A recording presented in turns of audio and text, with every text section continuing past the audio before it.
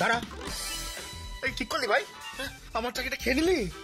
এবার দেখবি তোর যত স্বপ্ন টপ্ন আছে আমি সব পদক করে সব খেয়ে নেবো। হ্যাঁ, এই প্রদীপ যা আগুন লাগাবে না, জ্বালিয়ে পুড়ে সব ছাড়খাড় করে দেবো। হ্যাঁ, সাবধানে থাকিস, রেডি থাকিস। যা পারিস কর।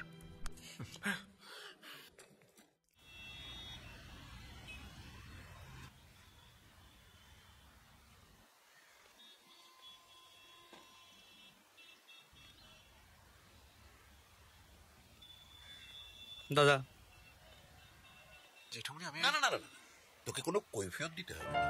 তুই বড় হয়েছিস, এখন তোর ওই ব্যক্তিগত এইসব ব্যাপার স্যাপারে আমাদের আর নাক গলানো উচিত। কিন্তু কি জানিস, কয়েকটা সত্যি কথা এবার তোকে বলার সময় দিনের পর দিন এই ঝামেলা আমার আর ভালো লাগছে না।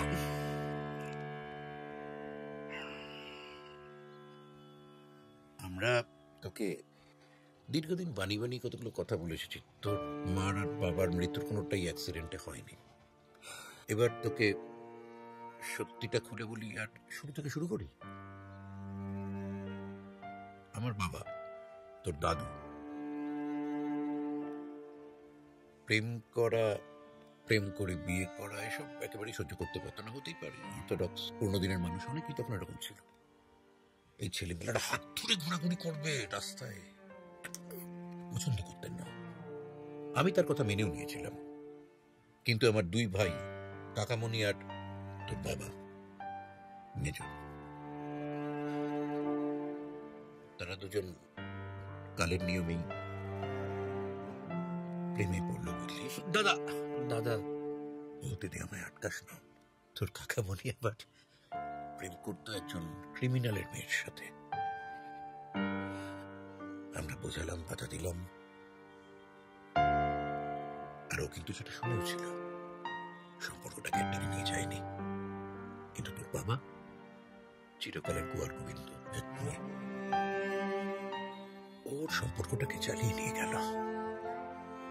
আর একদিন রাস্তায় ওই হাত ধরাধরি করা অবস্থায় তোর দাদুর চোখে পড়ে গেল। প্রচন্ড অশান্তি হলো বাড়িতে। আর সেই দিন রাত্রি তোর মাকে তোর বাবা বিয়ে করে ফেলল। তোর দাদু প্রথম প্রথম মুখ ফিরিয়ে থাকতেন, তারপর আস্তে আস্তে আমরা সবাই মেনে নিলাম। এভাবেই চলতে লাগলো, সব ঠিকঠাক, হ্যাপি ফ্যামিলি। 1 বছর পরে তুই হলি, আর তার এই ধর মাস 3 বাদে তোর মা তোর বাবার এক বন্ধুর সাথে পালিয়ে গেল। লজ্জায় অপমানে তোর বাবা কাউকে মুখ দেখাতে পারতো না। চারিদিকে প্রতিবেশী, আত্মীয় স্বজন সবাই নানা কথা বলছে। বাড়ি থেকেই বেরোতো না। রে, তারপর একদিন আমরা দরজা ভেঙে দেখলাম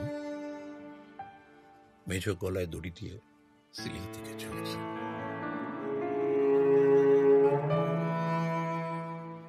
আমরা কিন্তু তারপর থেকে তোকে বুকে আঁকলে মানুষ করেছিল না। মা বাবার কোনো অভাব আমরা বুঝতে দিইনি তোকে। বাড়িতে কোনো মেয়ে ঢুকতে দিতাম না। তোকে ছেলেবেলা থেকে এটা বুঝিয়ে এসেছি যে আমরা চাইনি এ বাড়িতে আবার একটা ওই রকম ঘটনা ঘটুক। আমাদের খুব খুব গর্ব ছিল যে আমাদের সিদ্ধান্ত তুই মেনে নিয়েছিস। ভুল ভেবেছিলাম। কথাগুলো একদিন বাদে বলতে পেরে ভেতরটা খুব হালকা লাগছে, জানিস তো। তুই এখন সম্পূর্ণ স্বাধীন। এবার থেকে নিজের জীবনের সব সিদ্ধান্ত নিজে নিবি। তোর ওপর আমাদের আর কোনো দাবি রইল না। কিন্তু যাই করবি ওই সত্যিটাকে মাথায় রেখে করিস। কিন্তু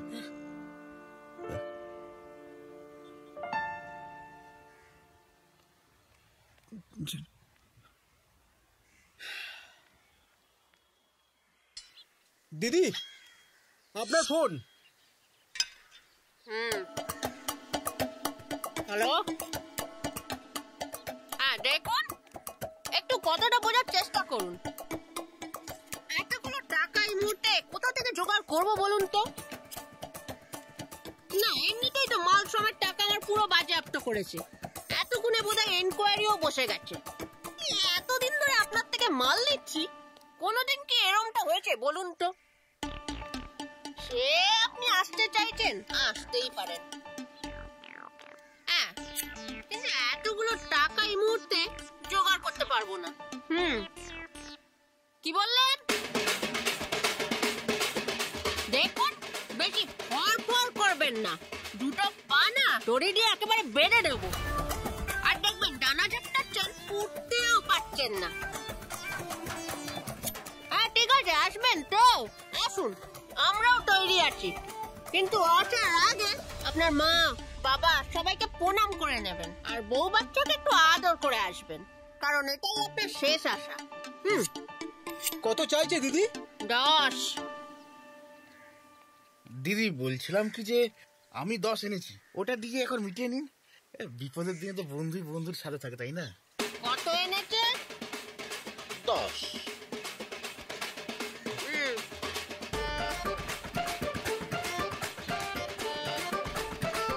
কি এটা? 10,000 ওই ভয় দেখানো অ্যাডভান্স। দেখ, 10,000 টাকা দিয়েও শান্তিপ্রিয়ার বিপদ কাটাতে এসছে। শান্তিপ্রিয়ার বিপদ কাটাবে নাকি 10,000 টাকা দিয়ে? ওরা ছুটো, রাখ এটা, ভাগ এখান থেকে ভাগ। ইয়ার কি হচ্ছে আমার সাথে? শান্তিপ্রিয়ার সাথে ইয়ার কি? 10,000 টাকা দিয়ে তুই শান্তিপ্রিয়ার বিপদ কাটাবি? ওরে ছাগল, 10 কোটি আছে তোর কাছে। 10 কোটি? কি হলো, কানে কথা গেল না? আবার 5 জোয়ার করে দিতে পারি। এ তো আচ্ছা মুশকিলে পড়া গেল। 5 কোটি? সত্যি বলছিস? আমি বলি না, আর না পাওয়া অব্দি আমি এখানেই থাকবো। আর সত্যি সত্যি টাকা যদি না পাও, তাহলে ঠান্ডা গরম যা খাবেন আমি খেয়ে নেবো, কিন্তু পেলে আমাকে দিতে হবে। পালান বল। আমার অফিসের বসের না প্রচুর টাকা, তার একমাত্র বোন ঈশা। ওর বোনকে যদি কিডন্যাপ করে নিয়ে আসতে পারেন, তাহলে যত টাকা চাইবেন দিদি দিয়ে দেবে। তাই যে তুলে আনছি, আজ না এক্ষুনি যেতে হবে, তা নাহলে বাকি পড়বে। অ্যাড্রেসটা দে। আমার কেসটা? তোর আবার কি কেস? বয়ফ্রেন্ডকে ভয় দেখানোর কেসটা। তোর থেকে টাকা নেবো না, রেখে দে, তোরটা এমনি করে দেবো। Thank you.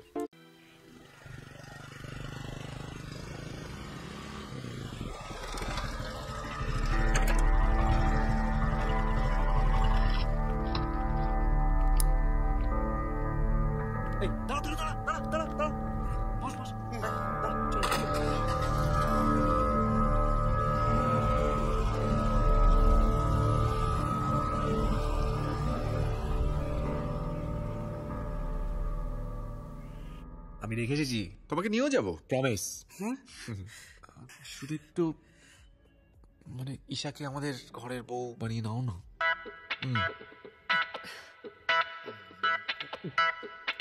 আর দেখো, তোমরা দুজনে দুজনকে ভালোবাসো, কিন্তু তোমরা একসাথে থেকেও নেই। তুমি কি চাও আমাদের জীবনটা এরকমই হোক?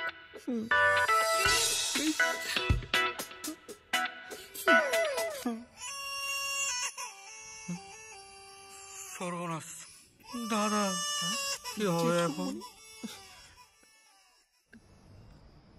হ্যাঁ প্রদীপ, বলো কি ব্যাপার?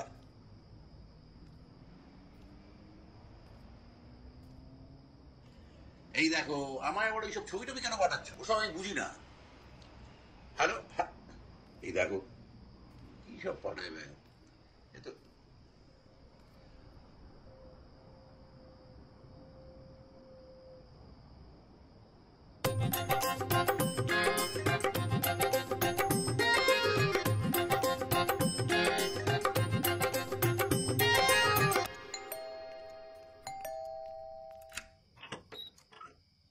তুমি ম্যাডাম, কথা এই দাঁড়ো দাঁড়ো দাঁড়ো দাঁড়ো, কি ব্যাপারটা কি? হ্যাঁ, ঈশা বাড়িতে নেই।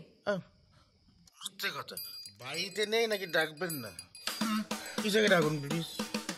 শোনো, তোমার যা বলার তুমি কালকে সকালে অফিসে এসে বলো, ওকে? তুমি এখন বাড়ি যাও, যাও। না, অতক্ষণ ওয়েট করতে আরে পারবো না। ঈশা এই দাঁড়াও। তোমার যেটা বলার সেটা তুমি আমাকে বলে তুমি এক্ষুনি বাড়ি থেকে বেরিয়ে যাবে প্রদীপ।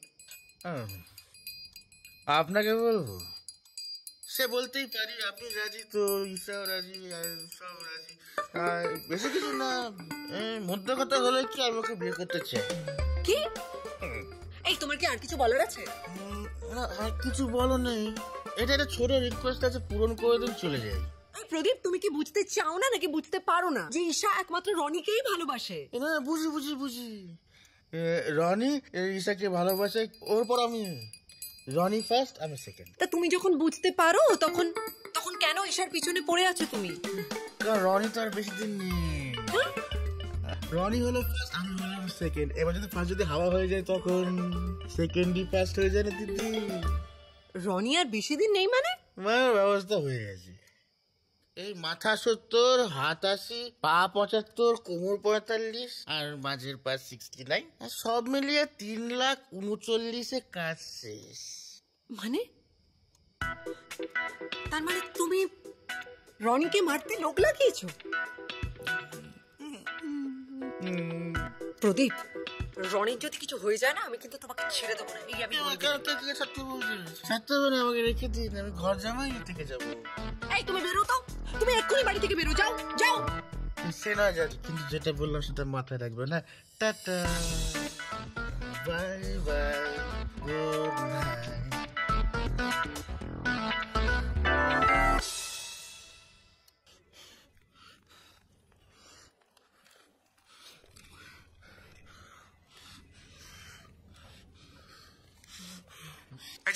দাঁড়া, এই ঠিক করলি ভাই? আমার চাকরিটা খেয়ে নিলি? এবার দেখবি তোর যত স্বপ্ন টপ্ন আছে আমি সব গদক করে সব খেয়ে নেবো। হ্যাঁ, এই প্রদীপ যে আগুন লাগাবে না, জ্বালিয়ে পুড়ে সব ছাড়খাড় করে দেবো। হ্যাঁ, সাবধানে থাকিস, রেডি থাকিস। যা পারিস কর।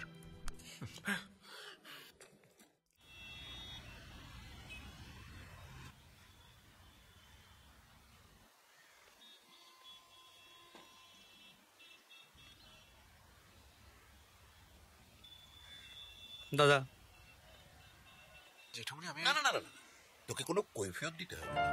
তুই বড় হয়েছিস, এখন তোর ওই ব্যক্তিগত এইসব ব্যাপার স্যাপারে আমাদের আর নাক গলানো উচিত। কিন্তু কি জানিস, কয়েকটা সত্যি কথা এবার তোকে বলার সময় এসেছে। দিনের পর দিন এই ঝামেলা আমার আর ভালো লাগছে না।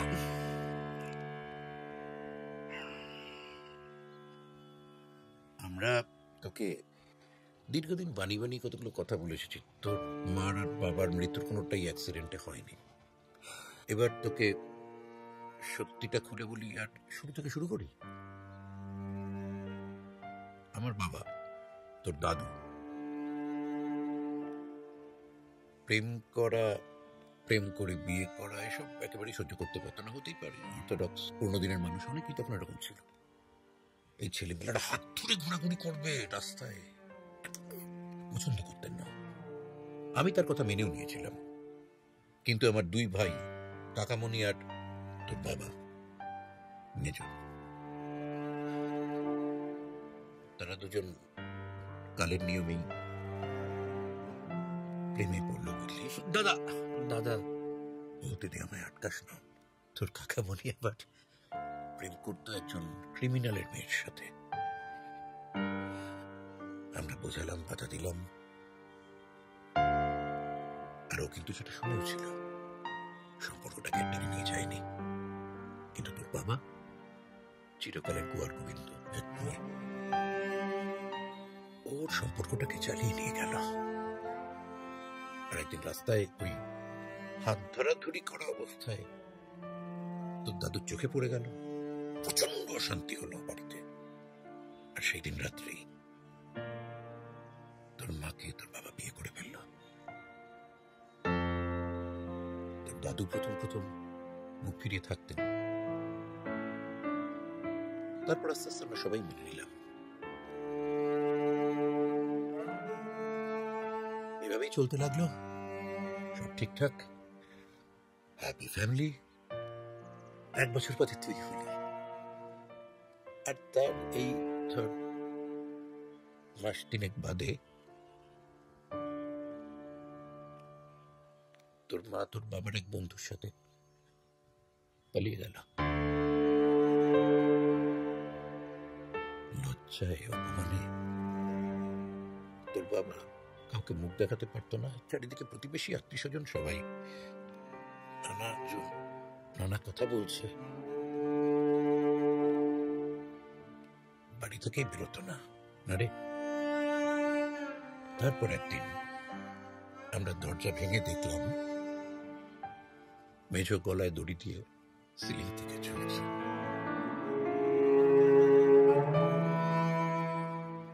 আমরা কিন্তু তারপর থেকে তোকে বুকে আঁকলে মানুষ করেছিল নি। মা বাবার কোনো অভাব আমরা বুঝতে দিইনি তোকে। বাড়িতে কোনো মেয়ে ঢুকতে দিতাম না। তোকে ছেলেবেলা থেকে এটা বুঝিয়ে এসেছিল যে আমরা চাইনি এ বাড়িতে আবার একটা ওই রকম ঘটনা ঘটুক। আমাদের খুব খুব গর্ব ছিল যে আমাদের সিদ্ধান্ত তুই মেনে নিয়েছিস। ভুল ভেবেছিলাম। কথাগুলো একদিন বাদে বলতে পেরে ভেতরটা খুব হালকা লাগছে, জানিস তো। তুই এখন সম্পূর্ণ স্বাধীন। এবার থেকে নিজের জীবনের সব সিদ্ধান্ত নিজে নিবি। তোর উপর আমাদের আর কোনো দাবি রইল না। কিন্তু যাই করবি ওই সত্যিটাকে মাথায় রেখে করিস কিন্তু।